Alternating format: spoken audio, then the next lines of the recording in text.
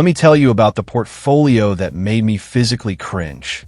It had a dragon, a photorealistic car, a low-poly forest, an anime character, a hard-surface mech, a fluid simulation, and an architectural interior. The artist bio said, "Aspiring generalist open to any opportunity." I showed it to a hiring manager friend of mine. He spent 11 seconds on it, closed the tab, said, "This person doesn't know who they are yet. I don't have time to figure it out for them." Brutal? Absolutely. But that 11-second rejection is happening to thousands of new artists every single day. And most of them have no idea why. So today, I'm breaking down the 5 biggest mistakes I see new 3D artists make. The ones that kill portfolios, stall careers, and turn passion into frustration. Some of these are technical, some are psychological, and one of them is so invisible that even talented artists fall into it for years before they realize what's wrong. Let's get into it.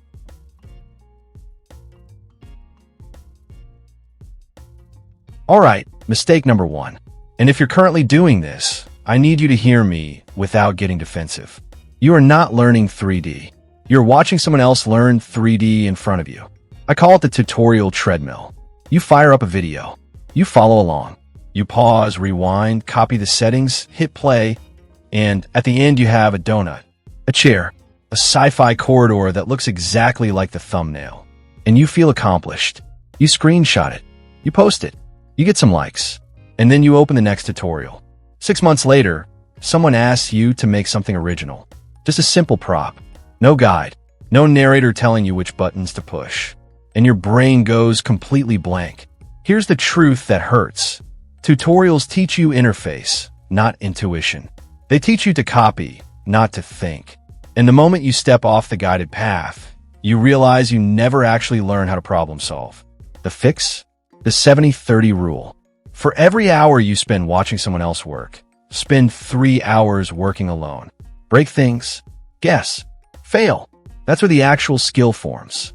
Tutorials should be reference, not crutches. But even if you escape the treadmill, there's a trap that feels like the opposite problem.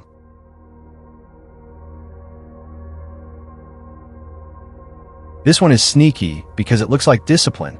You start a project. You tell yourself, this is going to be my breakthrough piece. The one that gets me hired. I'm not posting anything until it's perfect. Week 1, blocking. Week 2, high poly. Week 3, you redo the high poly because you learn a new technique. Week 4, you start texturing but the UVs are messy, so you redo those. Week 6, you hate the lighting. Week 8, you haven't touched it in 5 days because every time you open the file, you feel overwhelmed. Sound familiar? The masterpiece trap is perfectionism wearing a work ethic costume. You think you're being dedicated. What you're actually doing is training yourself to fear finishing. Finished is better than perfect. A portfolio with 5 good pieces will always beat a portfolio with 1 perfect piece that took 6 months. Because 5 pieces proves you can deliver. 1 piece proves you can obsess. Here's a trick. Give yourself hard deadlines. 2 weeks per project.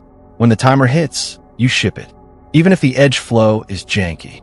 Even if the texture is mid. You post it, you know what you'd fix, and you start the next one. Momentum beats perfection every single time. But let's say you're shipping work. You're finishing projects. There's still a mistake that makes your portfolio invisible to the people who matter.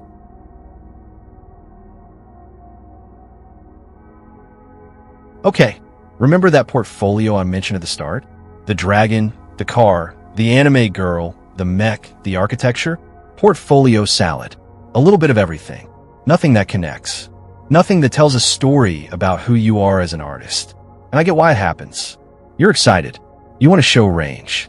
You think, if I prove I can do everything, someone will find a use for me. But here's what actually happens when a hiring manager opens your page. They see chaos. They see someone who hasn't decided what they want to do. And in a stack of 200 applicants, chaos gets a 3-second glance and a close tab. The fix is terrifyingly simple. Pick a lane. Not forever, just for your next 5 pieces. I'm an environment artist who builds moody, lived-in spaces. I'm a prop artist who specializes in hard surface weapons and vehicles. I'm a character artist focused on stylized creatures. 5 pieces. Same lane. Same visual language. When that hiring manager opens your page, they instantly understand what problem you solve. And if that problem matches their opening, you just bought yourself 30 seconds instead of 3. But even a focused portfolio falls apart if the work underneath is structurally broken.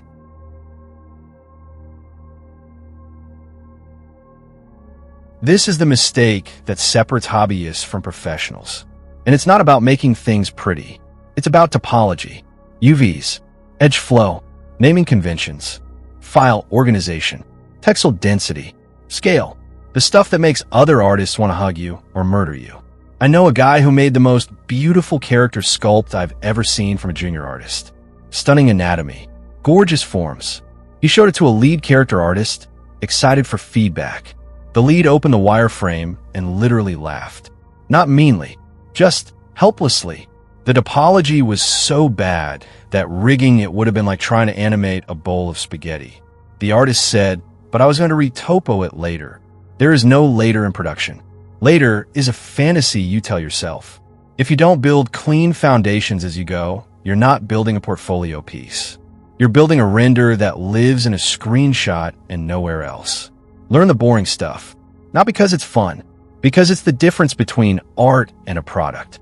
Studios buy products. But the final mistake? It's not about your work at all. It's about your isolation.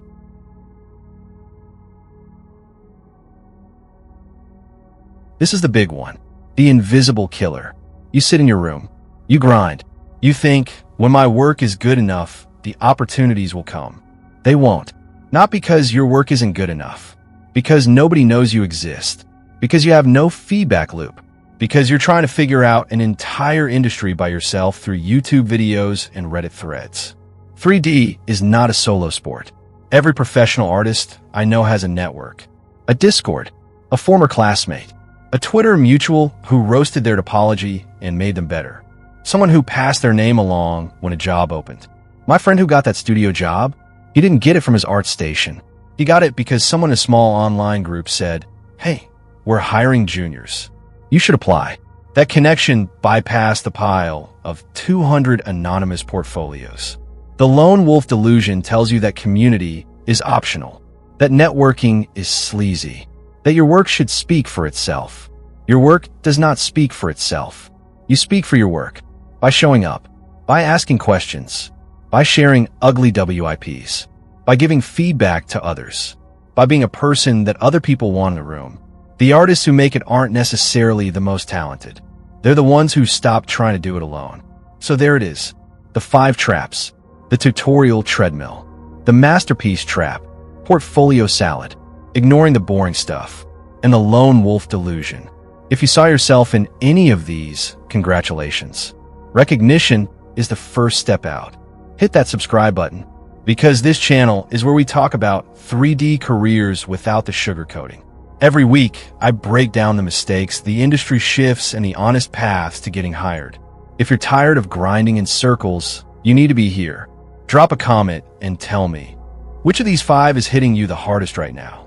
Let's be real with each other. I read every single comment, and some of the best advice in this community comes from people sharing exactly where they're stuck. Like this video, if it felt like someone finally told you the truth. It tells YouTube to put this in front of other artists who need to hear it before they waste another year. Share it with that friend who's been working on their portfolio for 18 months with nothing shipped. Send them this. Be the reason they finally finish something. You don't need to be perfect. You need to be finished, focused, and connected. See you in the next one. Keep going.